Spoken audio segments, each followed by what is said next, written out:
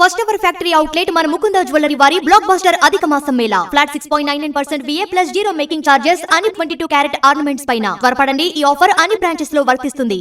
ప్రచన్న యుద్ధకాలం నుంచి బద్ధ శత్రువులుగా ఉన్న అమెరికా, రష్యాకు చెందిన రెండు భారీ అణుసామర్థ్యం కలిగిన యుద్ధ విమానాలు ఒకే రోజు వేర్వేరు ప్రమాదాల్లో కూలిపోయాయి. అమెరికాకు చెందిన B-52, రష్యాకు చెందిన Tu-22 M3 బాంబర్లు ప్రమాదానికి గురయ్యాయి. B-52 బాంబర్ ప్రమాదంలో 8 మంది దుర్మరణం చెందగా Tu-22 M3 ఘటనలో పైలట్లు సురక్షితంగా బయటపడ్డారు. అమెరికా, రష్యా సైన్యాల్లో కీలక పాత్ర పోషిస్తున్న ఈ బాంబర్లకు సరైన ప్రత్యామ్నాయాన్ని ఇరు దేశాలు ఇంకా పూర్తి స్థాయిలో అభివృద్ధి చేయలేకపోయాయి.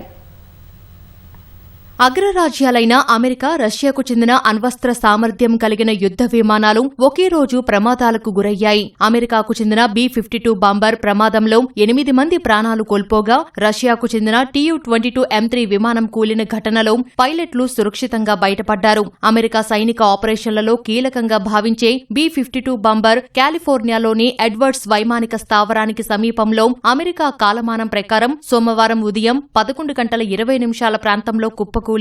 రోజువారీ కార్యకలాపాల్లో భాగంగా టేకాఫ్ అయిన కాసేపటికే B-52 బాంబర్ ప్రమాదానికి గురైంది. ఆధునీకరించిన రాడార్ వ్యవస్థను పరీక్షించే సమయంలో B-52 బాంబర్ ప్రమాదానికి గురైనట్లు తెలుస్తోంది. 2016 తర్వాత అమెరికా B-52 బాంబర్ కూలిపోవడం ఇదే తొలిసారి అని సమాచారం.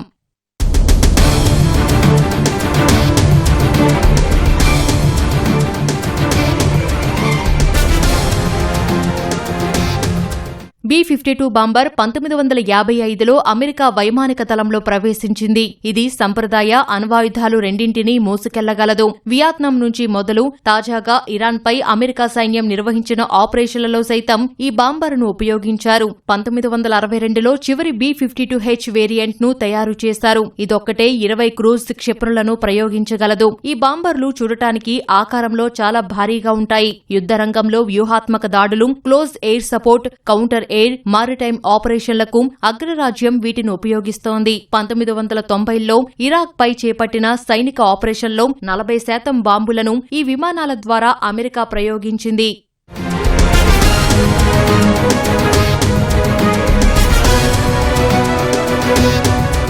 రష్యాకు చెందిన Tu-22 M3 వ్యూహాత్మక బాంబర్ సైబీరియాలోని ఇర్కుట్స్ ప్రాంతంలో ప్రమాదానికి గురైంది. విమానం కూలిపోవడానికి ముందే అందులోని సిబ్బంది 4 దూకి ప్రాణాపాయం నుంచి బయటపడ్డారు. అంగారా నది తీరంలో ఉన్న కామింకా గ్రామానికి సమీపంలోని దట్టమైన అటవీ ప్రాంతంలో రష్యాకు చెందిన Tu-22 M3 విమానం కూలింది. ఆ సమయంలో ఎలాంటి ఆయుధాలు లేకపోవడంతో ప్రాణ, ఆస్తి నష్టం జరగలేదు. ఇంజిన్ వైఫల్యమే ప్రమాదానికి కారణమని ప్రాథమికంగా తేల్చారు. దశాబ్దాలుగా ఈ యుద్ధ విమానాలు అమెరికా, రష్యా సైన్యాల్లో కీలక పాత్ర పోషిస్తున్నాయి. ఇరు దేశాలు వాటికి ప్రత్యామ్నాయాన్ని ఇంకా పూర్తి స్థాయిలో అభివృద్ధి చెయ్యలేకపోయాయి. ప్రచన్న యుద్ధం తర్వాత అమెరికా, రష్యాలు పెద్ద బాంబర్ల తయారీపై పెట్టుబడులను తగ్గించాయి. ప్రస్తుతం America B-21, Russia Pak DA పేరుతో సరికొత్త వ్యూహాత్మక బాంబర్లను అభివృద్ధి చేపట్టినప్పటికీ ఆ ప్రాజెక్టులు ఇంకా పూర్తి కాలేదు.